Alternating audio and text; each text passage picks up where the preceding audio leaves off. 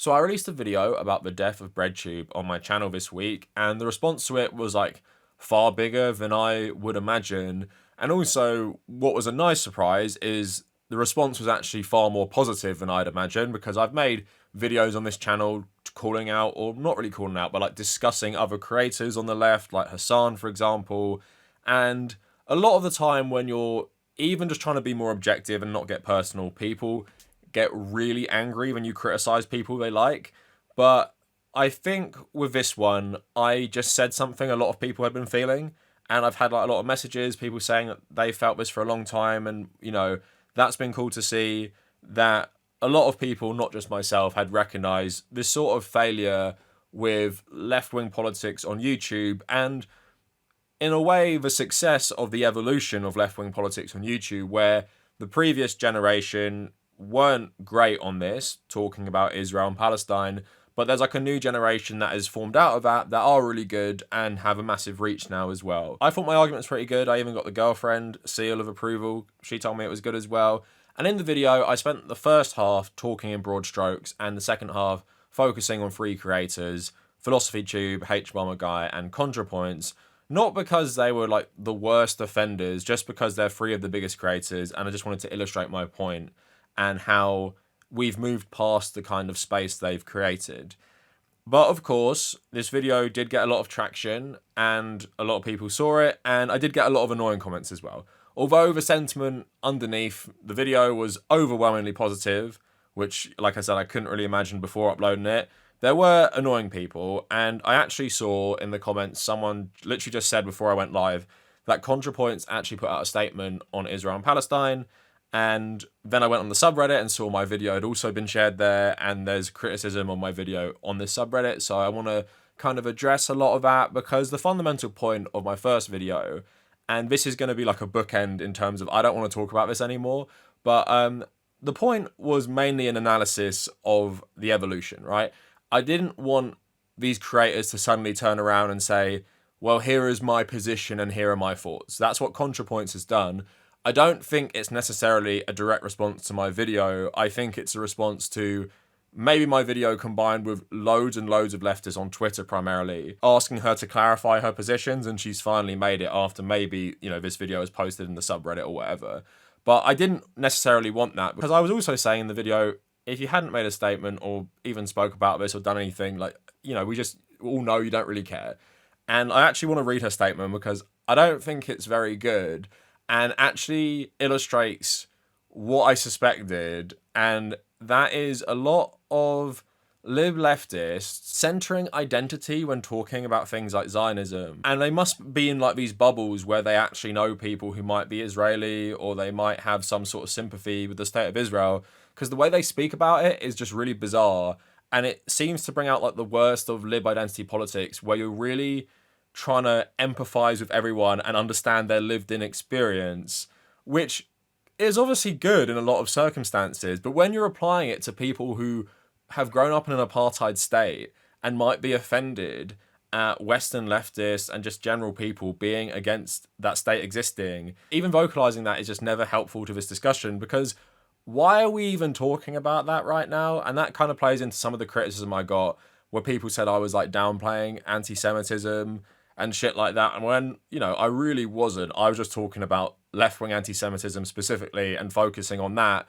Like, at this time, it seems to be the weirdest focus ever, because firstly, that's what the establishment are labeling everyone who is anti-Israel at this point. But also, it's just not something that has institutional power. And it really isn't an issue on the left. Like, it's not 1952 in, like, the communist bloc or something like that. There is just not a significant strain of anti-Semitism in the Western left, specifically online. But yeah, I want to talk about all this today. I want to address the comments. I want to clarify a few arguments. People saying I was being uncharitable because Philosphy Tube has said something and there has been a fundraiser and maybe I didn't see it because it was in a podcast description, that a movie podcast that doesn't come up when you search her channel or search her name. So I want to talk about that as well, because people are mad about that. But yeah, this is just to serve as me addressing the criticism, and then unless something like crazy happens or whatever, I'm just not really going to talk about this as a specific video. Like, I don't mind bringing it up again in various other things, but this is serving as Not even part 2. It's just like a response to how the video was received. All of that coming up for you today. Follow me on social media at the Kavernacle, on Blue Sky, and on Instagram. Also, if you want to support my work, check out my Patreon and check out YouTube memberships. And if you liked this video, the other video, maybe consider subscribing to the channel and maybe consider liking the video. I don't think Contrapoints specifically saw my video and went, oh my God, I have to make a statement. I think it could have been part of it, but there has been a lot of controversy around her recently, and all of her like tweets on Israel and Palestine, even saying that, you know, leftists and people wouldn't like what she thinks about it. And I think she was right about that, because we're going to read it. Now, when I saw this statement, I just went onto the top upvoted posts on the subreddit, and mine had been shared from the BreadTube subreddit itself. So I'm going to go through that after this. But this is her statement, right? So previously, people have been mad because she'd been talking about left-wing anti-Semitism. Some of the numbers she was saying around the death toll, people didn't like as well, and I criticised that as well. Also saying, and I might respond to this, that white supremacy is not the framework to understand Israel, which I found really bizarre considering like the actual history of the founders of Israel and stuff. But anyway, let's talk about this first. So thoughts on Israel-Palestine, or IP. I'm posting this to Reddit instead of Twitter to minimize fragments being clipped out of context. So many leftists feel betrayed because I haven't made a video on Palestine. Do they actually want a Contrapoints video about Palestine? Will they be happy if I get in the bath and pour milk on a mannequin of Netanyahu? No, I have posted about Gaza occasionally and have quietly given money to Palestinian aid organisations. But I think what leftists really want is for me to join their chorus of anger. They sense some hesitation on my part and are judging me very harshly on my presumed opinions. I'd rather be judged on my actual opinions, so here they are. Is Israel committing genocide in Gaza? Yes. Do I oppose it? Yes. Do I feel angry about it? Yes. I also feel a lot of other things. Doom. The week after October 7th, it was clear the mood among Israeli leaders and civilians was overwhelmingly kill or be killed existential panic and unstoppable lust for revenge. It reminded me of the US after 9/11. There was no reasoning or protesting them out of it, nor was it politically feasible for the US to withdraw aid to Israel on a time frame that would make a difference. It would have required replacing most of Congress and overturning decades of bipartisan strategy and diplomacy. Even in the best case scenario, it would have taken years, so that was the sense of futility. But worse, misery, and I'm going to criticize this because I think it's like a terrible take. The leftist pro-Palestine movement quickly decided that their primary goal was not merely opposition to the genocide, but opposition to Zionism in general. That is an opposition to the existence of Israel as a Jewish supremacist, I'm adding that in, state. And here they decided to draw the line separating decent people from genocidal fascists, which had the following consequences. So I'm going to talk about that, but you see the framing here. Zionism isn't bad. Zionism isn't bad, and there's a difference between Zionists and people who want the genocide.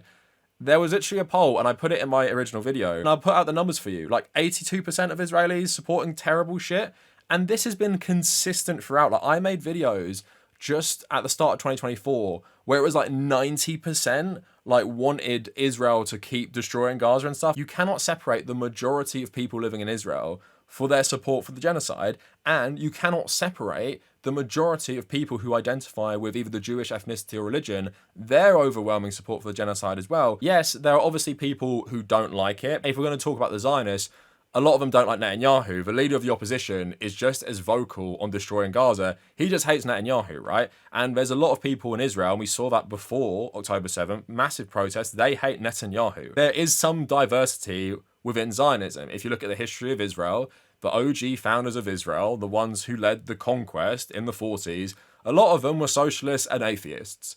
And then in the 1960s, you have a more toxic blend rearing its head where actual fanatical religious Zionism becomes way more mainstream, and this is actually part of the shift that leads Netanyahu to even being in power for so long, right? So yeah, there is some diversity within Zionism. Zionism is a settler colonial ideology. It's a bad ideology. If you believe in Zionism, you believe in an ideology of colonialism. It is no different to Americans right now who are banging on about manifest destiny again. It is this supremacist ideology, and just because they might not like Netanyahu, it's pretty clear this ideology and people who subscribe to this ideology overwhelmingly support what Israel is doing. And also, someone who has made anti-Zionist content on my channel for like, you know, nearly 6 years, I do not really remember a time where anyone on LeftTube who was anti-Israel wasn't also an anti-Zionist. You have someone like Bernie Sanders, who people like, who isn't an anti-Zionist but is anti-Netanyahu, but there's loads of criticism with him as well. So again, it just shows to everyone, you don't think Zionism is bad, and you don't think people wanting a Jewish supremacist apartheid state built on another country and based on the subjugation and multiple genocides of the people who lived there first make this exist. You don't think that's bad. And she lists her reasons here. Being anti-Zionist shrunk the coalition. Zionist is a very broad category. Most Jews are Zionists. Anyone who supports a two-state solution is a Zionist. That is categorically not true. Because if you ask most anti-Zionists right now, would you support a two-state solution? Some of them might say, I don't in theory, but in reality, we're probably not going to get much better than that right now. So if there is international recognition of Palestine as an independent state in a two-state solution, that might be the best we're going to get. And if this was something on the table right now, I would say that should be a thing, right? I'm an anti-Zionist. I don't believe Israel should have any of that territory, but I recognize geopolitically there's not like a great deal on the table right now for the Palestinians. So that's what would have to be entertained now. But I'd also say, in theory, and I'd say even for the long term, Israel has to be dismantled as a Zionist Jewish supremacist state, so everyone there can live in one secular Palestinian state where there isn't a whole legal system designed to make one group of people have way more rights than the other. So no, not anyone who supports a two-state solution is a Zionist. And it doesn't matter if it's a broad category, and also it doesn't matter if most Jews are Zionist, and this is what leftists have such a problem with. If most of a certain group of people are a bad thing, it doesn't make that thing not bad. 80% of white evangelicals voted for Donald Trump. But are we not allowed to criticize that strain of religion because most people believe in it? It's an absolutely absurd argument. What has been clear is Judaism is a religion that is like 3,000 years old. Zionism is created in the last 200 years. It's pretty clear this religion and ethnic identity has been hijacked by fascist settler colonialism, and you can call that out. You don't have to coddle people's feelings saying, well, they're actually valid if you feel this way because you were raised and brainwashed in it. No, like loads of people who are Jews know it's wrong and know it's bad. And I'm not going to entertain that we should coddle people like this because most of them believe in it. So it was politically infeasible. What is the pathway it takes us from the present situation to the dissolution of Israel as a Jewish state? I don't see how this could happen without either a total internal collapse of Israeli society or else, nuclear war. As usual, leftists have championed a doomed cause. It introduced dangerous ambiguities. The vagueness of Zionism as the political Satan enables all kinds of rhetorical abuses. On one hand, right-wing Israelis hold up all anti-Zionist protests as existentially threatening and inherently anti-Semitic. Who gives a fuck about that? On the other hand, there's a long history of anti-Semites using the term Zionist in deliberately equivocal ways. Anti-Semites are happy for the opportunity to misappropriate the now popular anti-Zionist label to legitimize their agenda, and many people are not informed enough about anti-Semitism to recognize when this is happening. Being against Zionism is bad because white supremacists like it and most Jews are Zionists. But the actual ideology is actually a terrible thing. I've made videos on this channel calling out neo-Nazis trying to hijack anti-Israeli movements, but at the same time, the overwhelming majority of people who are anti-Israel are not white supremacists and aren't anti-Semitic neo-Nazis. So again, why are these people even fucking focusing on this? It's because they are sympathetic to Zionism. Third point, dread. The online left has spent the last 20 months distributing hundreds of photos of videos of dead Palestinian children. The main effect of this has been to create a population of people in a constant state of blood-boiling rage with no consequential political outlet. I fear this may be worse than useless. Anti-Semitism and anti-Zionism are conceptually not the same, and conflating them is dangerous, which I feel like you're nearly even doing in this statement. But in practice, the way Israel is perceived does seep into attitudes towards Jews in general. I don't think Jews who feel isolated and wary in the current atmosphere are simply hysterical or hallucinating. Yes, there's communal trauma and hypervigilance. Yes, there's this disingenuous right-wing ghouls dismissing and censoring all criticism of Israel on the pretext of fighting anti-Semitism, but there's also a valid fear of historical anti-Semitic patterns reoccurring, and that fear gives power to the right-wing Zionist claim that only Israel can keep Jews safe. Does this mean Israel should not be criticised and sanctioned? Absolutely not, but it's something I don't want to risk contributing to if not outweighed by tangible benefits, so I approach the issue cautiously. Goes on to say, bitterness. Much of the online left spent all of 2024 single-mindedly focused on Palestine and the complicity of democratic politicians sending aid to Israel. The campaign had the following effects: 0 Palestinian lives were saved, not one fewer bomb or bullet was fired by the IDF. It may have slightly contributed to the re-election of Trump, guaranteeing that the US will not put diplomatic pressure on Netanyahu for at least 4 years and making protests against Israel riskier and less effective. Trump is also incidentally a menace to me and basically everyone I care about. A perfectly enlightened being would feel no bitterness about this, but I do. So she's talking about the pro-Palestinian movement being responsible for Donald Trump. No, Joe Biden is responsible for those people not voting for Kamala Harris. And Kamala Harris, by the way. If you are doing a genocide and people don't vote for you for re-election or support you initially, like with Biden, and then Kamala Harris, that's on you. And she says here, guaranteeing the US will put no diplomatic pressure on Netanyahu for at least 4 years. Biden put 0 pressure on him. That's come out recently. And it's also come out recently, for as much of a ghoul as Donald Trump is, Israelis to start with in his administration were saying they wish they had Biden back. They're both terrible on it. But it's pretty clear that both of them don't put much pressure on Israel. But even that argument, Biden put 0 pressure on. But this framing is crazy. This is all Biden's fault. This is all the Democrats' fault. It's not people who didn't want to vote for fascist genocide. And having an election on who will do genocide the least bad with the next term, that's a losing strategy for the Democrats. So that's why people are so apathetic. I don't know how Americans don't understand this. That if you have an election of, oh, you can pick this guy or this woman and this guy, you're going to vote for them to kill like tens of thousands of people in the Middle East. And it's your fault if you don't want to be complicit in that. It's just such wild framing. So yeah, that statement was overall like trash. In my opinion, it's a liberal Zionist take from someone who actually themselves is probably a liberal Zionist, because the framing of all of this is absolutely wild. Centering like Zionist feelings because they might not support the genocide or they might not support Netanyahu is crazy. There's really not much mention of the Palestinians, and there's loads of blame on Western leftists and just the pro-Palestinian movement in general for the bad stuff happening. So yeah, trash statement, and that's like probably why she didn't want to make a video, because it's pretty clear in my opinion she supports the state of Israel. There is no person who would write something like that who doesn't support the state of Israel. You know, no wonder she probably didn't want to say anything, because she knew most people on left-wing YouTube wouldn't like this. But I didn't actually call this person out in the first video, and I don't think they are like Contrapoints at all. But I was, because people commented in the video, like, are you talking about Jesse Gender? I wasn't talking about Jesse Gender in my video about this, but then because people said that, I did go and research what even this controversy was, and it's about a video she made about like left-wing anti-Semitism. There's a bit in the video where she talks about like how not wanting to have like IDF veterans in your organization or at an event you're hosting is like actual anti-Semitism, because people don't have their choice in Israel. And this then leads to her denouncing boycotts of IDF service members.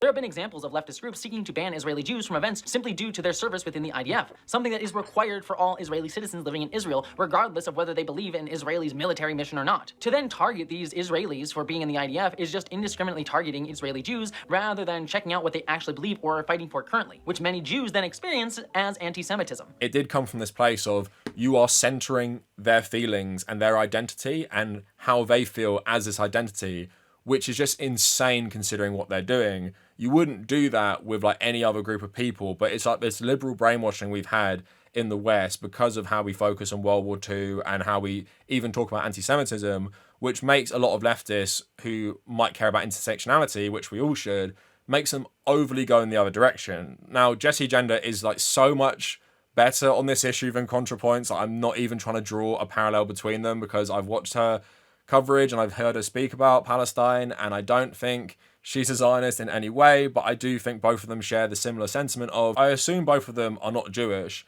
and because they're not, they're like deferring to Jewish people they know who might be Zionist and saying, because of my identity I believe this, and that's what they're like taking from it. And like I said, that can be helpful with some things, not really helpful when we're talking about people who sign up to be in apartheid militaries. Like, you wouldn't do that with white South Africans, would you, like in the 1980s? So why would you do it with Jewish Israelis in 2025? It just makes absolutely no sense. But anyway, my video was actually posted on the Contrapoints subreddit. I want to get into some of the response to it, because it was a lot more critical than my general comment section, because I imagine that, you know, if you support like a lib Zionist creator, you probably don't like my content too much.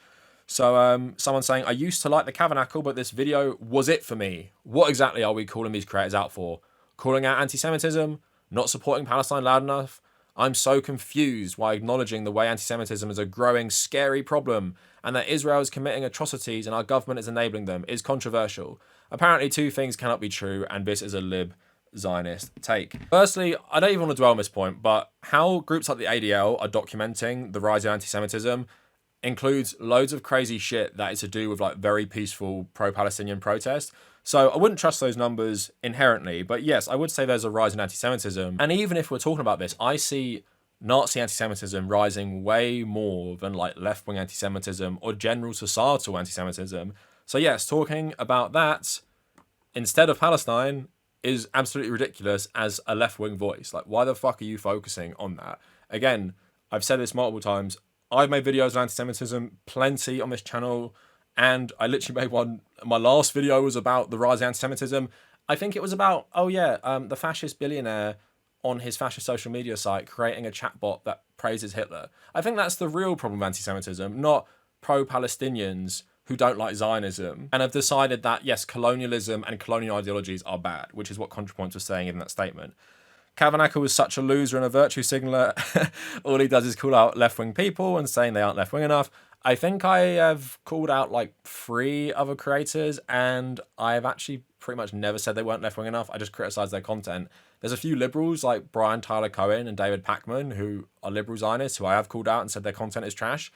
Like, if you're talking about my videos on people like Hassan or whatever. So did this guy ironically start the video with, we can't call out anti-Semitism because there's a genocide going on? Like, I didn't say that at all. I said focusing on left-wing anti-Semitism while staying silent on Gaza is absolutely fucking stupid. And left-wing anti-Semitism isn't actually a real problem in society. Nothing institutional. It's not even really a thing in left-wing movements.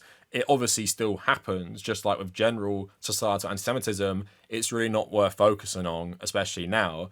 Some guy says here, this is so funny to me, this is what it is like being a YouTuber. You read stuff about yourself from other people and it's like the complete opposite of what you've actually said. So I used to watch this guy's content a lot, Doubt, but man, then I realised he started talking ridiculous tanky shit and he was getting more insufferable by the day. The final straw for me was when he went to Japan and he unironically talked about the place like it was some utopia, even though it's one of the most capitalist and consumerist countries on the planet. Guy has his own massive blind spots. I really do not understand how you could get so hung up on a point like that. And it's just the complete opposite of what I've said. So what happened when I came back from Japan, this is just a small caveat. I made a video about how it was like on the surface really cool, but hiding like a darker element. I made a video about me and Hassan went at the same time. So I talked about how he was praising it a lot and I talked about all the problems. I made another video about Japanese work culture with Matriarchetype, who is an English YouTuber who now lives in Japan, and she spoke at length about the toxic work culture. I made loads of videos years ago about Japanese nationalism, and I also made even a video, which is probably one of my favorite videos I made, about why Japan has so many vending machines, and the dark reason was because they have this crazy overwork culture. I have basically never described Japan like a utopia before or after going. I did really enjoy my time there as a tourist, but I recognize that was me as a tourist. So I'm just giving you a small insight into the life of being a YouTuber, where someone can get so mad about something, they remember they hate you because you said something nice about Japan, but it's not even in the context of me really, really criticizing Japan in like loads of videos. Anyway, it's just absolutely wild. Because now the thread got derailed because people started talking about Japan. They're like, the Japan thing is so funny. Guaranteed he only thought that because he doesn't speak any goddamn Japanese. I lived in northern Japan for a few years and overheard megaphone far-right nationalist rallies several times. And even putting aside, like you said, the capitalist culture over there is extreme. So yeah, more people were mad because they think I don't talk about Ukraine enough. And I think that should be obvious why I don't focus on Ukraine as much as Palestine. I want to explain it to people. The whole Western media and the whole Western media apparatus has obsessively focused on Ukraine for years and years and years. They do not need people like me talking about Ukraine. It's not like people in Ukraine have absolutely no voice, especially in the EU. There is no real benefit to me talking about this. News about Palestine is constantly suppressed and framed from an Israeli point of view and often boils down to Israeli propaganda, so I use my platform to call that out. Yes, the invasion of Ukraine is bad and wrong, which I said from the start. I supported, to a point, arming Ukraine as well, but since like 2023 I've been saying that there should be peace negotiations because I don't see any progress being made in Ukraine reclaiming its territory. So that was my overall point. Yes, I haven't made loads and loads of videos on Ukraine lately, but I've never been pro-Russia. I've made videos calling out Russia. I've made videos calling out supposed leftists who love Russia. But anyway, let's stop talking about Contrapoints in that subreddit. I want to get to another actual criticism people thought like actually derailed my point. Someone saying Abby's been raising money for Palestinian families through Kill James Bond, her movie podcast. Did you look at that before including her in the thumbnail? Now, I don't watch Philosphy Tube's content generally, but I did like research videos that she has made and typed her name into like search engines. This podcast never came up. And it's actually not even linked in her video's description. So the expectation that I must have gone through every little thing that she's ever been on to find that maybe she said something about Palestine once is insane, and also doesn't even go against my point because I found it. It's called Kill James Bond. She's on it with 2 other people, and on the description it says, "Free Palestine. Hey, Devon here, one of the hosts. In our home, we talk a lot about how insane everything feels and agonize constantly over what can be done to best help the Palestinians trapped in Gaza, facing the full brunt of genocidal violence. My partner Rebecca has put together a list of 4 fundraisers you can contribute to. All of them are at work on the ground doing what they can and post like various fundraisers." That's what I missed, and it's a podcast she is on. I saw a couple comments mention this.